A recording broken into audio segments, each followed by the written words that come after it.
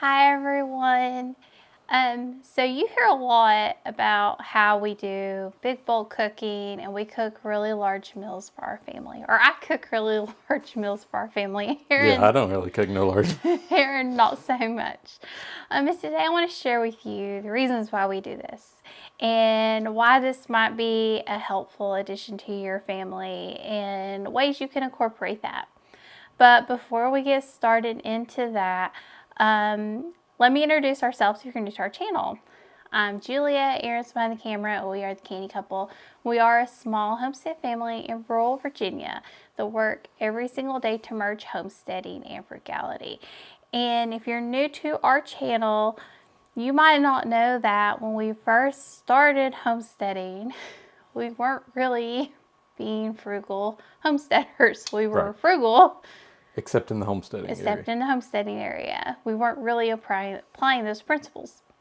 And we really started applying those principles once we started doing social media. We really looked at ourselves. We were like, wow, we were really not doing this. So once we started doing social media and started applying those principles, we really began to embrace this frugality and homesteading and really realizing that you can do both of these things if you are mindful and intentional.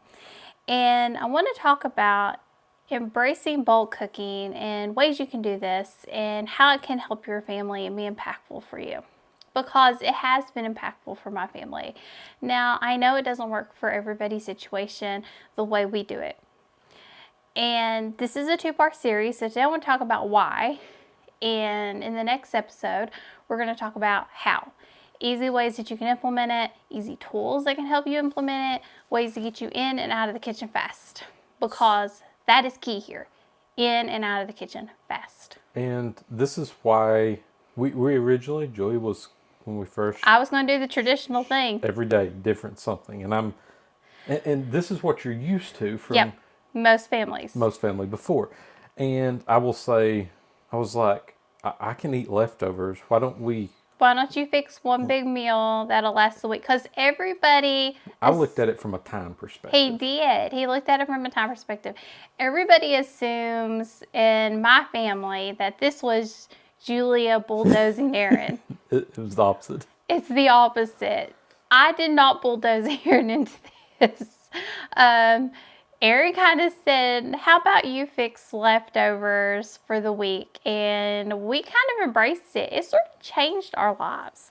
So this is what really worked for us. We embraced it. It changed our lives. We started eating leftovers, and I sort of applied it throughout the entire week.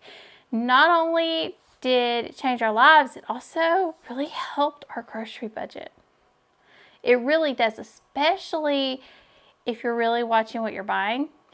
You're really paying attention to making sure you're building a working pantry, you're cooking from your working pantry, and you're not just buying things off the shelves, that you don't need. Like before, when we were buying food, we were buying things like years ago, like Cheetos. I didn't eat Cheetos. Doritos, things like that, because they were on sale. They were good deals. I didn't need those. I shouldn't have been eating those. But I was buying them because they were good deals, good prices, good sale items. But we didn't need them. We shouldn't have been eating them at that time. They were wasteful. We had a much higher grocery budget when there was just the two of us at that point compared to what we have now, and there's three of us. And it's vastly different compared to then and now.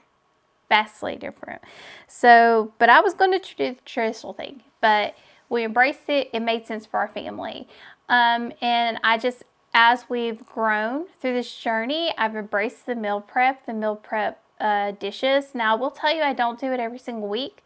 Some weeks it doesn't make sense. I'm worn down mama right now. So I don't put them in individual dishes because I don't feel up to it. It takes a lot of effort and time for me to go through, lay those dishes out, put those meals in them. It's just easier and also if I'm heating up with the wood stove, that's a little bit more complicated, a little bit harder because those dishes are glass. I can't put them on top of the wood stove right now. So that doesn't make sense for us because we're trying to use the wood stove to heat. It's more economical. So we have to kind of think those things through a little bit and make some adjustments. But We've really embraced it and changed and grown as we went through this journey. But I will say we've kept up with the main, for most of the week, one big meal, one big lunch, one big dinner. So why would this be a good idea for you? It's such a time saver. Such a time saver during the week. Save so much time. You save so much time. You take it during your downtime. Your downtime during the week.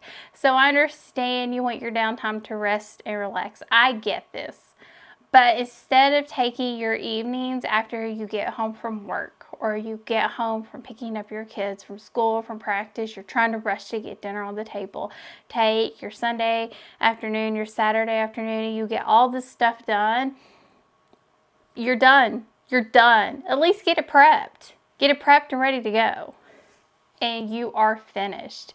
You save yourself so much more time. You don't even realize how much extra time you have in the week. Just do the math. Do the math. Because I think a lot of people underestimate how much time it actually takes them, because I've heard a lot of other YouTubers talk about, like, oh, it only takes you 10 minutes to do all this prep and peel. I'm going to tell you something.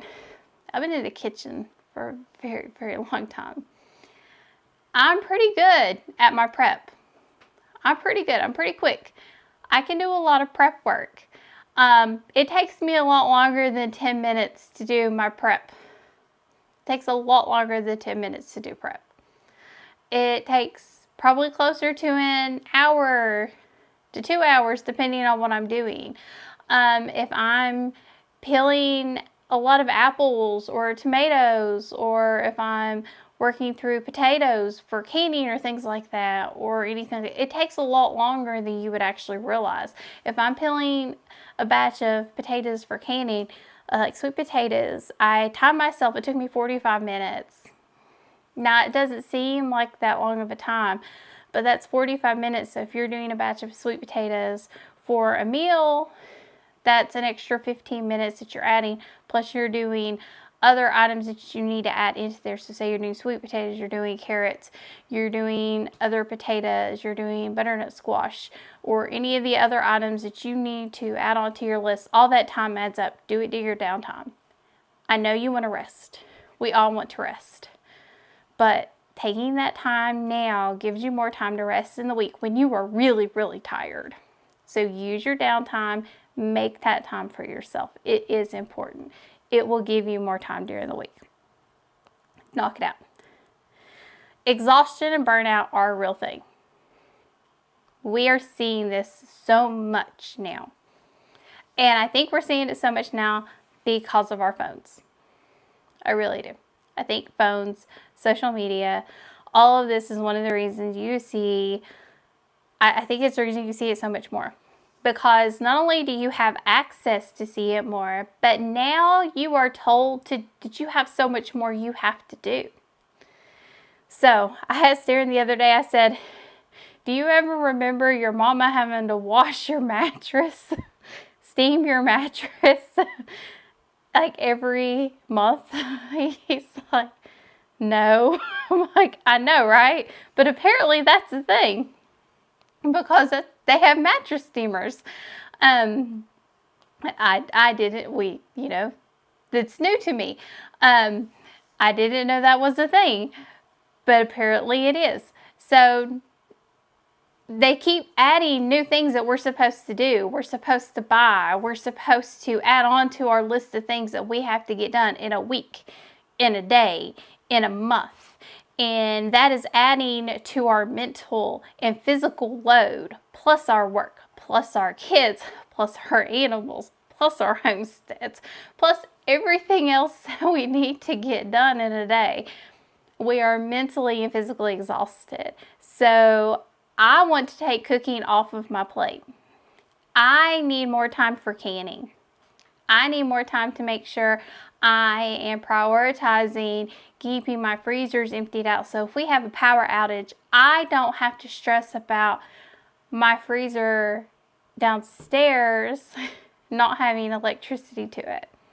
That is something that's important to me. So that is one of the reasons that I really try to focus and make sure right now that I don't have to cook during the week. That's one of the reasons that I've been focused on it. Also making fruit leather and doing other homestead projects right now. In the summertime, it's to make sure I don't heat up the house, because the house gets really warm in the summertime because it's hot. It's 80, 90 degrees. It can get even hotter up here. These are all things are important. If you have to heat your house because it's really hot outside, it's going to make your electricity bill hotter because your heat pump or whatever you're using to cool your house has to work harder to keep your house cool. All these things matter. So that's one of the reasons I like to bulk cook. Exhaustion burnouts are a real thing. Cooking fatigue. You are just tired of figuring out what to cook. I feel this a lot. I like to bulk kind of a meal plan what I'm going to make for like the next 2 months. And where I feel it's when Aaron's like, what do you want to eat? And I'm like, I don't care, just pick a place. Just pick a place. I don't want to decide what we're having. And then he gets frustrated with me because he's just like, what if I make the wrong decision? Because at this point, I've picked enough of our meals. But for the most part, a lot of us get tired of it because we have made, and I blame Food Network. I blame cooking shows, cooking channels, because food is exotic and interesting, and you get all these opportunities, and you can change all these foods, and you get to try all this different food and all these different flavors. And now we get to try it and change it, and we get tired of cooking. So we try all these things, and now we're exhausted because we're cooking all these different things, and we're in the kitchen for hours on end because we're cooking, we're prepping, we're doing all the, now we're tired, we're exhausted. We're exhausted. If you know how to cook, if you know the basics of cooking. And I would say that's another part of it. Do you know the basics of cooking? Because a lot of you might not even know that. It's more cost effective, especially if you are focusing on bulking up cheaper meals with more cost-effective ingredients. Chili that you're making with beans. Beans are cheap. Rice and chicken, things like that.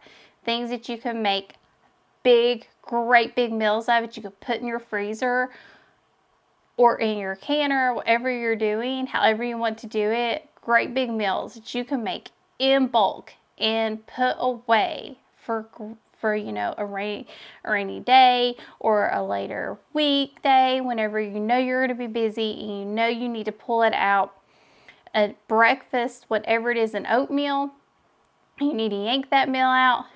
Whatever it is, like I did just a couple weeks ago, I made an oatmeal while my oven was on, and I yanked it out for another week because I didn't need to run the oven. So I pulled that oatmeal out. It was already cooked. It's ready to go. We had oatmeal for that week, and it was ready to go, ready to eat. Perfectly fine, ready. And that works for us. That was a breakfast I didn't have to cook. So it saved me sometimes some effort and energy. And it only took me a little bit more effort and energy to do it that week before. And it took hardly any space in my freezer. So just thinking ahead like that helps. And those ingredients were super cheap for me because I already had them all on hand, and I had canned up the fruit and all of that on hand, and it was more cost effective for me. It feels daunting. It can feel so daunting to want to jump into bulk cooking. But especially if you look at it from a perspective of like all the ingredients and everything like that. But a lot of cases, bulk cooking is really just taking your favorite meals and doubling up the recipe. And you can do super cheap meals and just double up the recipe. Spaghetti is really noodles and sauce, and double up the recipe. You could do that for $5. You can get noodles in my area for 89 cents. Is that right? 89 cents for a box of noodles.